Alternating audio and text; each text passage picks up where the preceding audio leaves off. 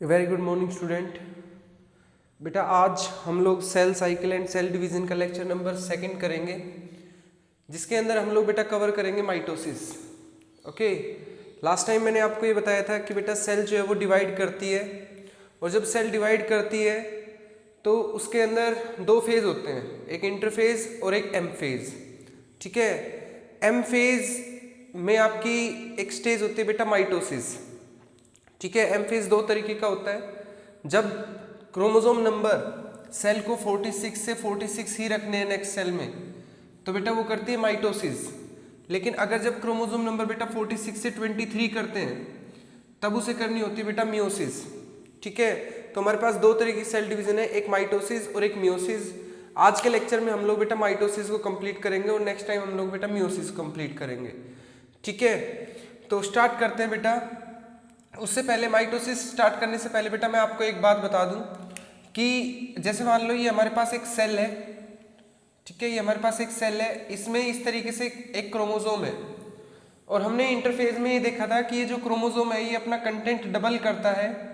ठीक है, ये अपना कंटेंट डबल करता है एस फेज के अंदर, और इस तरीके से ये एक क्रोमोसोम बन जाता है जिसके पास दो सिस्टर क्रोमेटिड होती है। जब ये डिवाइड करेगा बेटा और नेक्स्ट सेल में जाएगा इस तरीके से, तो ये क्रोमोसोम नंबर जो है वो इस तरीके से बन जाएंगे। क्रोमोसोम नंबर अब भी 46 ही रहेंगे, लेकिन पहले कंटेंट डबल था और अब कंटेंट जो है वो जो सिंपल कंटेंट होता है वो है। ठीक है, तो इस तरीके से क्रोमोसोम की डिवीजन आपको समझनी होगी माइटोसिस पढ़ने से पहले, कि भाई सिस्टर क्रोमेटिड वाला जो होता है वो भी क्रोमोसोम होता है, और जिसके पास एक क्रोमेटिड होती है वो भी क्रोमोसोम होता है। ठीक है, वो भी क्रोमोसोम होता है। ओके, सो स्टार्ट करते हैं बेटा। माइटोसिस सबसे पहले सेल डिवाइड करके टू डॉटर सेल में जो है वो कन्वर्ट होती है। मतलब सेल डिवीजन के बाद दो डॉटर सेल जो है वो बन जाती है, एक सेल जो है वो दो में डिवाइड हो जाती है। इक्वेशनल डिवीजन है। इक्वेशनल डिवीजन मैंने क्यों बोला बेटा, क्योंकि 46 क्रोमोसोम जो है वो 46 के 46 ही पास ऑन होते हैं नेक्स्ट जनरेशन में। ठीक है, सबसे पहले प्लांट के अंदर डिस्कवर की थी बेटा स्ट्रेसबर्गर ने, और एनिमल के अंदर डिस्कवर की थी बेटा फ्लेमिंग ने। ओके, और फ्लेमिंग ही थे जिन्होंने ये टर्म जो है माइटोसिस दी थी। ठीक है, हमारी सोमेटिक सेल के अंदर माइटोसिस होती है। सोमेटिक सेल बॉडी की वो सेल्स होती है जो कि जेनेटिक सेल से या जर्म सेल से अलग होती है। ठीक है, स्पर्म और एग से जो डिफरेंट सेल होती है उनको मैं सोमेटिक सेल के नाम से जानता हूँ। बाकी स्पर्म और जो एग है वो जर्म सेल है, उनके अंदर मियोसिस डिवीजन होगी। 46 से 23 क्रोमोसोम पास ऑन होंगे, लेकिन यहाँ पे 46 से 46 ही क्रोमोसोम पास ऑन होते हैं। एनिमल के अंदर डिप्लॉइड सेल के अंदर देखी जाती है, और प्लांट के अंदर डिप्लॉइड प्लस हैप्लॉइड दोनों सेल जो है वो करती है। ठीक है, डिफरेंट फेजेस होते हैं इसके, दो फेज में कंप्लीट होती है बेटा माइटोसिस। एक में तो इसका न्यूक्लियस मतलब क्रोमोसोम सेपरेट होते हैं, जिसको मैं बोलता हूँ कैरियोकाइनेसिस। ठीक है, और एक के अंदर बेटा इसका साइटोप्लाज्म डिफरेंशिएट होता है या ब्रेक डाउन होता है, जिसको मैं बोलता हूँ साइटोकाइनेसिस। ठीक है, डिवाइड होता है बेटा जिसमें साइटोप्लाज्म साइटोकाइनेसिस, जिसमें न्यूक्लियस डिवाइड होता है उसको कैरियोकाइनेसिस के नाम से जानते हैं। अब बात आती है बेटा इसमें जो कैरियोकाइनेसिस होती है इसके 4 स्टेज होती है, एक प्रोफेज, एक मेटाफेज, एक एनाफेज, और एक लास्ट होती है बेटा टीलोफेज। ठीक है, ये 4 फेजेस जो है वो हमें देखने को मिलते हैं। इसके अंदर फर्स्ट स्टार्ट करते हैं प्रोफेज। ठीक है, प्रो का मतलब होता है बेटा काफी ओल्ड। ठीक है, प्रो प्लेयर है ये पबजी का। ठीक है, तो प्रो वर्ड जो है वो काफी जो सबसे पुरानी स्टेज है उसके लिए किया जाता है। ठीक है, तो सबसे पहली स्टेज है उसके लिए प्रोफेज बोला गया। ठीक है, इसके अंदर बेसिकली होता क्या क्या है, इसके अंदर सबसे पहले सेंट्रियोल जो है वो अपोजिट साइड में मूव करना स्टार्ट करते हैं। सेंट्रियोल जो है एक पोल की तरफ मूव करना स्टार्ट करते हैं। पहले सेंट्रियोल यहाँ थे, ये मूव करेंगे बेटा पोल की तरफ। Okay, condensation of chromatin to form chromosome. ये क्रोमेटिन है और ये कन्वर्ट हो गया बेटा किसमें, क्रोमोसोम में। ठीक है, spindle fibre formation start. Spindle fibre की फॉर्मेशन स्टार्ट हो जाती है बेटा इनसे। ठीक है, ये जो सेंट्रियोल है ये स्पिंडल फाइबर बनाना स्टार्ट कर देते हैं। बेटा मैं शुरू में बता के चला था कि क्रोमोसोम जो है वो एस फेज में डबल हो जाते हैं। एस फेज के बाद ये फेज आया है, इसलिए मैंने यहाँ पे क्रोमोसोम 2 सिस्टर क्रोमेटिड वाला जो है वो बनाया है। ठीक है, उसके बाद न्यूक्लियर मेम्ब्रेन ब्रेक। न्यूक्लियर की जो मेम्ब्रेन है वो बेटा धीरे धीरे धीरे धीरे क्या होने लग रही है, ऐसे देखो ये ब्रेक होने लग रही है। ठीक है, खत्म होने लग रही है। न्यूक्लियर मेम्ब्रेन यहाँ पे कंप्लीट है, यहाँ पे ब्रेक होने लग रही है। एट द एंड कोई एंडोप्लाज्मिक रेटिकुलम नहीं होगा, ना ही कोई गोल्जी बॉडी होगी, ना ही कोई न्यूक्लियोलस होगा। ठीक है, ये हमारी अर्ली प्रोफेज है, ये हमारी लेट प्रोफेज है। अब बात करते हैं बेटा मेटाफेज की। मेटाफेज के अंदर बेसिकली क्रोमोसोम जो है वो मूव करते हैं साइटोप्लाज्म में। इसका मतलब ये बेटा कि क्रोमोसोम जो है वो अपने आप को एक पोजीशन में लाने की कोशिश करते हैं। Chromosome spindle formation complete, spindle की जो फॉर्मेशन होती है, ये जो धागे होते हैं, ठीक है, जो माइक्रोट्यूब्यूल के बने होते हैं, इनकी फॉर्मेशन कंप्लीट हो जाती है।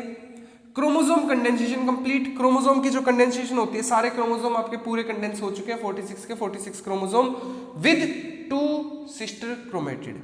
ठीक है, क्रोमोसोम थिक एंड शॉर्ट, इस स्टेज में क्रोमोसोम जो है वो काफी मोटे होते हैं और छोटे होते हैं। Best stage to study chromosome morphology.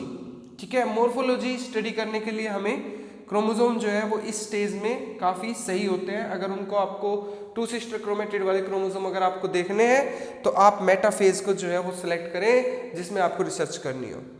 Alignment equatorial plate पे, सारे क्रोमोसोम ऐसे एक प्लेट पे, ऐसे लंबे एक प्लेट पे, ऐसे 46 क्रोमोसोम जो है इस प्लेट पे आके बैठ जाते हैं। ठीक है, इस स्टेज को बोलता हूं मैं कांग्रेशन, इस प्रोसेस को बोलता हूं कांग्रेशन। ठीक है, spindle fibre attach to kinetochore. मैंने बताया था कि सेंट्रोमियर के यहाँ पे क्या होता है बेटा, काइनेटोकोर होते हैं, इनके साथ स्पिंडल फाइबर जो है वो क्या हो जाते हैं, अटैच हो जाते हैं, जो कि सेंट्रियोल ने निकाले थे। ये धागे हैं जो कि क्या करेंगे बेटा, यहाँ से अटैच होकर इन क्रोमोसोम को जो है वो इस तरीके से खींचने की कोशिश करेंगे। ठीक है, नेक्स्ट आता है बेटा आपका एनाफेज। एनाफेज में, एनाफेज का मतलब होता है अप फेज, मतलब यहाँ पे क्रोमोसोम जो है वो खींचने के बाद सेपरेट होंगे। ठीक है, तो centromere divide and sister chromatid separate. ठीक है, क्या हुआ कि यहां से सेंट्रोमियर जो है वो अलग अलग हो गई और 2 सिस्टर क्रोमेटिड जो है वो क्या हो गए बेटा, ऐसे सेपरेट हो गई। ये इस साइड खींच लिया गया, ये इस साइड खींच लिया गया। यहाँ पे जो माइक्रोट्यूब्यूल है वो शॉर्ट होने लग रहे हैं, वो क्या करने लग रहे हैं बेटा, ऐसे कम होने लग रहे हैं। तो उससे क्या होगा, ये जो सिस्टर क्रोमेटिड है ये ऊपर की तरफ मूव करती हुई चली जाएगी। Okay, next thing, sister chromatid start moving opposite pole. सही बात है, ये ऊपर की तरफ, ये नीचे की तरफ ऐसे मूव करती चली जाएगी। Best stage to study shape of chromosome. मैंने बेटा आपको मेटासेंट्रिक, ठीक है, टीलोसेंट्रिक, सब मेटासेंट्रिक, एक्रोसेंट्रिक स्टेज बताई थी आपको, शेप बताई थी आपको।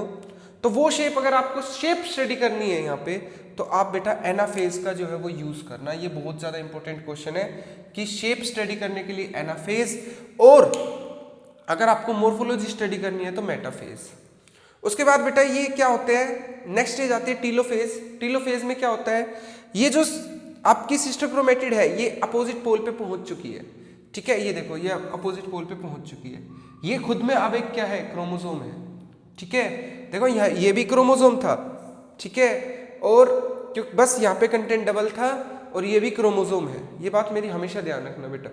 ठीक है, तो ये जो है क्रोमोसोम आपका ऊपर की तरफ, ये क्रोमोसोम आपका नीचे की तरफ, और इसके जो है यहाँ पे न्यूक्लियर मेम्ब्रेन जो है वो दोबारा से बनना स्टार्ट हो जाएगी, गोल्जी बॉडी दोबारा से बनना स्टार्ट हो जाएगी, एंडोप्लाज्मिक रेटिकुलम दोबारा से बनना स्टार्ट हो जाएगा।